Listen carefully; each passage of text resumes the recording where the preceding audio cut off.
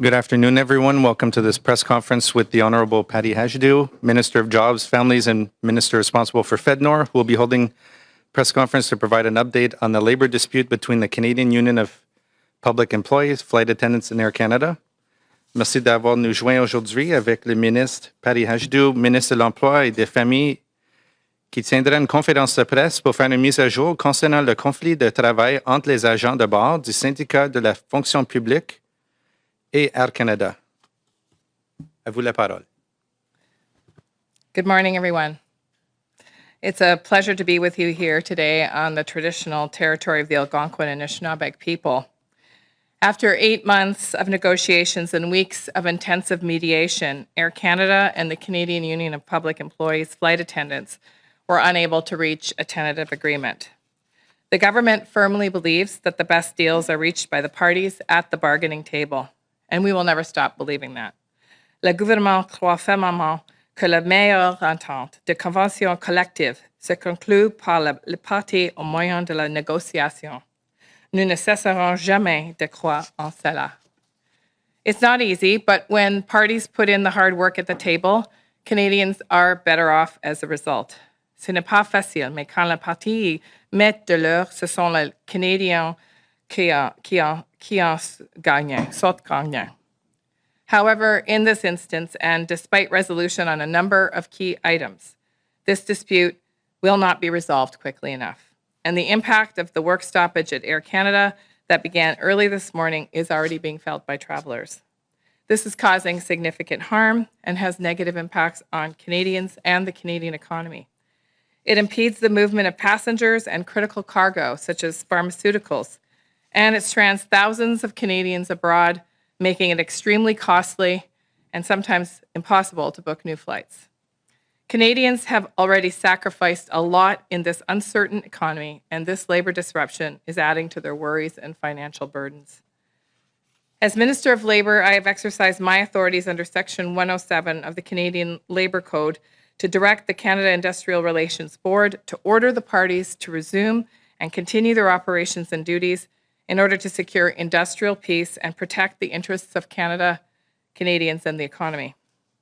I've also asked the board to assist the parties in reaching a settlement of the outstanding terms of their collective agreement by imposing final and binding arbitration, and to extend the terms of the existing collective agreement until a new one is determined by the arbitrator.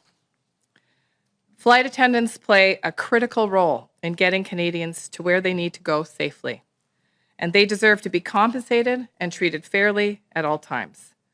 My job as Minister of Labour isn't to take sides during labor disputes. It's to give the parties the tools that they need to reach a fair and timely agreement while keeping the best interests of Canadians at heart. And that's why I intervened today. Canada's economy has seen unprecedented attacks on trade and significant tariff actions. Amid these challenges, Canadians have been stepping up for months to support their friends and their neighbours and their local communities. In a year where Canadian businesses and families have faced too much disruption and uncertainty, they shouldn't have to shoulder another blow. We will not leave them behind.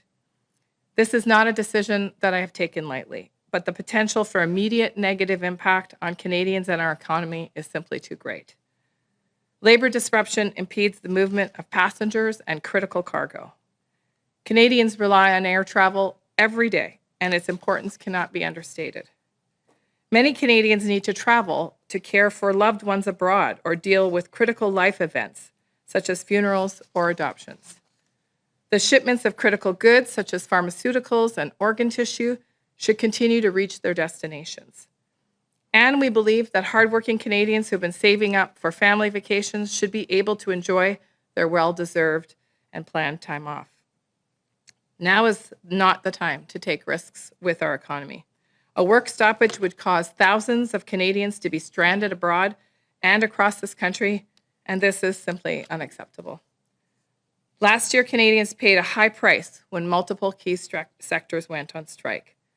Inaction at the bargaining table had a massive impact on Canadian families and our entire economy. These parties have had months at the negotiation table. They've had support through the Federal Mediation Service, and they have been unable to cross the finish line. Arbitration is the most stable way to conclude this process for Canadians while allowing parties to reach a deal. If we are going to build the strongest economy in the G7, Canadians need to have confidence in the industries that serve them. Thank you. Okay, we'll go to questions now. One question, one follow-up. We'll start in the room. Jeremy Charon, CTV. Good morning, Minister, or good afternoon. The government has now stepped in countless labor disputes. There are experts who point to, this having an impact on and advantaging really employers in a negotiation. Is there a concern about undermining the labor system, and are you confident that workers' rights are still being respected?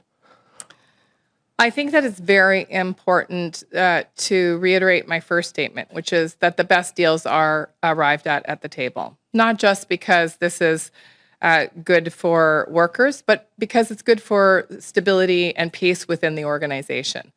Strikes are very disruptive to the culture of the organization. They're very expensive for the members who are often experiencing significant loss of pay. And they're very challenging for the corporations who are losing revenue and reputation every single day.